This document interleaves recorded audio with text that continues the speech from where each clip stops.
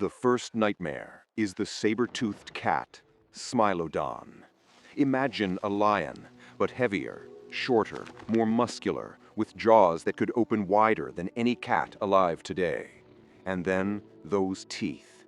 Two curved daggers as long as your hand, built to pierce throats and crush windpipes. Unlike today's lions that chase and roar, Smilodon was an ambush killer. Silent, patient. It waited in tall grass, hidden in rocky corners. A human might walk by without ever realizing that death was crouched a few steps away. A lion today is like a sprinter charging full speed. Smilodon was different. It was like a silent assassin. And if you were hunting deer, chances are something else was hunting you. But Smilodon wasn't the only one. Hyenas were there too, but not the kind you know. These were giant hyenas called pachycrocuta, as big as lions, with jaws strong enough to snap a thigh bone in half. Hyenas today already make your skin crawl with their eerie laughs, but these, they weren't scavengers. They hunted in packs, bold enough to go after humans. Picture it, you're sitting around a fire, cooking meat. Then the circle of firelight becomes a circle of glowing eyes. The laughs echo. The pack waits. They know the fire will burn down. They know someone will stumble. And when they strike, it's in waves, fast, coordinated, overwhelming. Some researchers believe these hyenas were the reason humans began building stronger shelters, because when night fell, the darkness wasn't empty. It was filled with teeth. And then came the dire wolves. Yes, they were real, not fantasy, not a show, flesh and blood predators that lived across the Americas. They weren't much taller than modern wolves, but they were thicker, stronger, built like wrestlers. And they hunted in packs so large they could encircle you before you even realized it. Imagine you and your group walking through the dark, carrying torches. A howl cuts the silence, then another, then another. Suddenly, the forest is alive with eyes, dozens of them. The wolves don't have to be faster than you. They just have to outlast you. They circle, they close in, and they wait for the fire to die. If wolves could surround you, bears could crush you. And none was worse than the short-faced bear, Arctodus. Standing 12 feet tall on its hind legs, taller than two grown men stacked one on top of the other. Imagine something the size of a car, running faster than a world-class sprinter. Scientists believe it could hit 40 miles an hour, and unlike some bears today that avoid humans, the short-faced bear didn't back down. It was the top carnivore. If you killed a deer, it could smell the blood and take it from you. If you tried to fight, you wouldn't stand a chance. Some humans learned to leave decoy food behind, or to travel in larger groups, just to distract this giant long enough to survive. But predators weren't always lumbering giants. Some hunted with silence and speed.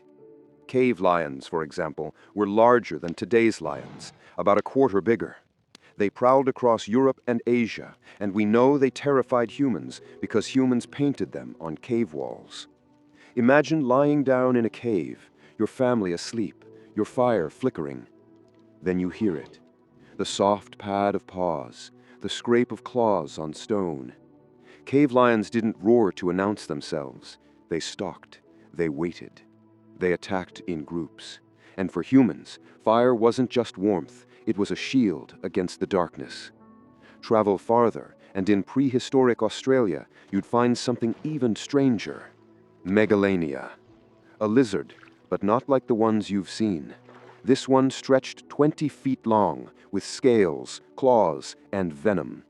Think of a Komodo dragon, but magnified. A Komodo today can bring down a water buffalo with one bite. Megalania, it could kill an unarmed human with ease. It was an ambush predator, waiting near water holes, perfectly still, blending into the earth. You'd step forward for a drink, and then it struck. Even if you escaped the bite, the venom would weaken you, infection would set in, and survival would be almost impossible. For humans then, stumbling across one of these wasn't a fight, it was a death sentence. And the danger didn't just come from the ground. Sometimes it fell from the sky. In New Zealand, there was Haast's eagle, a largest eagle to ever live, with a wingspan nearly 10 feet across. It hunted giant birds called moa, but humans, we were the perfect size too. Imagine being a child, wandering just a little too far from your clan. Suddenly, the world darkens. A shadow passes over you. Before you can scream, talons the size of knives crash into your shoulders and lift you off the ground. Legends from the Maori people tell of giant man-eating birds, and scientists believe they were rooted in encounters with this very eagle. Then there were leopards. They might not sound as terrifying as lions or bears, but don't underestimate them. Fossil evidence shows leopards dragged human remains into trees. That's right, humans small enough to carry. Leopards didn't announce themselves. They didn't circle or roar. They moved like shadows, struck in silence, and vanished before anyone knew what happened. Even today, leopards occasionally prey on people in parts of Africa. Now imagine how often it must have happened when humans had no houses, no guns, and barely any fire to keep watch. But perhaps the most deceptive killers were crocodiles. For early humans, rivers were life. They gave water, fish, and a way to travel. But beneath the calm surface, monsters waited. Prehistoric crocodiles grew over 20 feet long, twice the size of most modern ones. And all it took was one step too close, one drink of water. Then, snap, you were gone, dragged under before anyone could move. Even today, Nile crocodiles kill hundreds of people every year. Back then, the rivers were deadlier. It's no wonder so many ancient cultures spoke of water monsters. For our ancestors, those monsters were real. And then came the oldest fear of all, snakes. Some were giant constrictors, thicker than tree trunks, capable of crushing prey to death. Others were venomous, delivering bites that meant certain death without medicine. Unlike lions or wolves, snakes didn't need to chase you. They could be invisible until the very last second. You're walking through tall grass, gathering fruit, and then strike. Venom floods your body. With no antivenom, no hospital, even one bite could mean the end.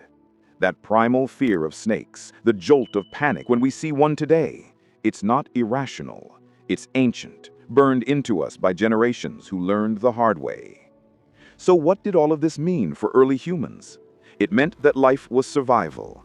These predators shaped where we lived, how we moved, even what we feared. Some scientists say our instinctive fears of the dark, of snakes, of being watched, are echoes of those battles.